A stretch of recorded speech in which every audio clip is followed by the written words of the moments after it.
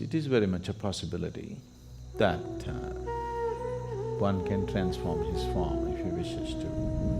And even today, it is a phenomena that's been witnessed by many people, particularly Hanuman the devotees. The occult sciences have many aspects to it. One Veda is dedicated towards this.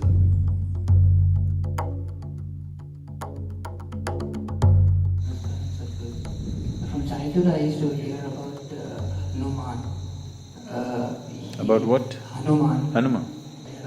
He used to take giant forms whenever he wanted. He used to fly. He used to have a very small, he used to concise his body to smaller size. Was it real or just any fictionary or symbolic,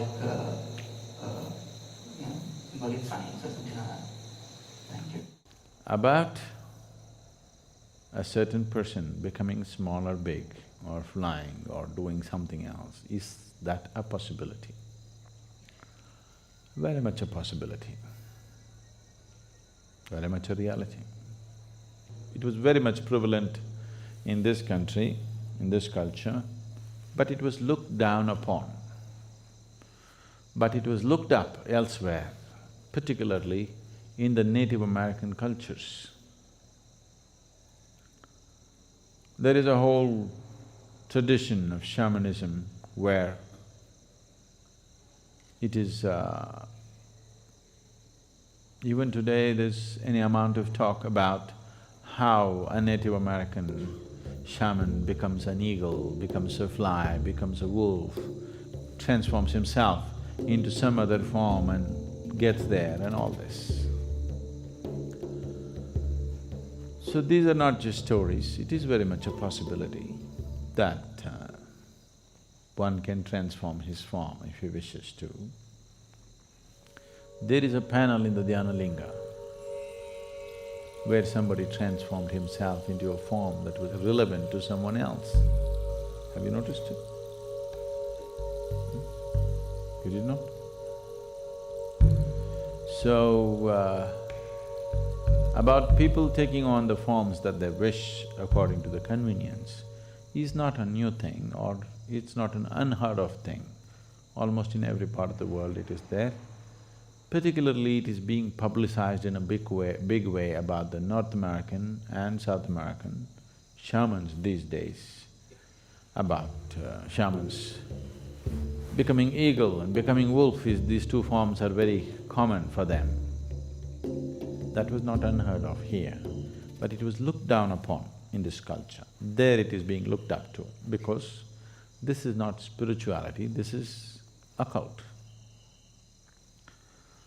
Here, our occult scientists, I call them scientists because they are that kind, they don't bother to convert themselves into a bird or an animal because the risk. There is a beautiful story about… what's the name of this sage who swallows the… You know whom I'm talking about? Ashwini Kumaras, and they went to him to learn this Shuklacharya. Yeah, he took the form of a horse, is it? Ashwini Kumaras took the form of horse and he swallowed what? Shuklacharya, I think. So, there's a whole big story which is maybe a kind of a branch out from Mahabharata, it's more from Krishna Avtara kind of thing. So there are any number of historical events like that but that was considered crude way of doing things because when you take on the form of something else, this body has to be preserved and it can always be misused. So, there have been incidents where somebody left his body here in some safety and let's say became an eagle and flew for some time. But when the eagle came back, the body is gone. Now what does the eagle do? A eagle comes and sits here and says, I am a yogi. pathetic state, isn't it? Because you cannot fly, you think being an eagle is a big thing. Being an eagle is not a big thing. Though he flies high, he's only looking down all the time. It's better to sit here and look up rather than go up and look down. Really. So, here, the occult scientists evolved other kinds of methods. That is, they themselves do not take on other forms. They pick other forms and make the forms work in a certain way.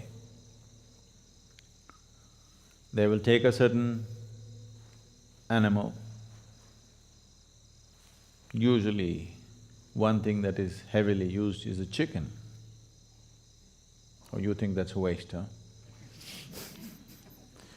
So, they will release the chicken has to be young and vibrant chicken, uncooked. So, release the chicken's life and use that life form to do certain things for you. Rather than you taking on the chicken's body, you make that chicken do things controlled by remote-controlled chicken, all right? A remote-controlled chicken is better than you becoming a chicken, isn't it? Because you becoming a chicken, there is a risk. You left your body and you went out as a chicken and tried to do something and you've become somebody's tandoori. So, they evolved better, more sophisticated methods to deal with the same things. Is that possible? Hanuman becoming small, big, very much possible. And even today, it is a phenomena that's been witnessed by many people, particularly Hanuman devotees. Change of form is a very common thing among the devotees of Hanuman even today, because that is the trend he set. Hanuman is a superman. Okay, a little bit of tail and facial features, the rest is Superman. He is a Superman. His strength is his devotion. The devotion in his heart is so strong. Because of that, he stood out shining, because of his sheer devotion. So, even if you happen to be a monkey, if you're a devotee, you can transcend your monkeyness and become something phenomenal. That's the story of Hanuman. It works even if you happen to be a donkey.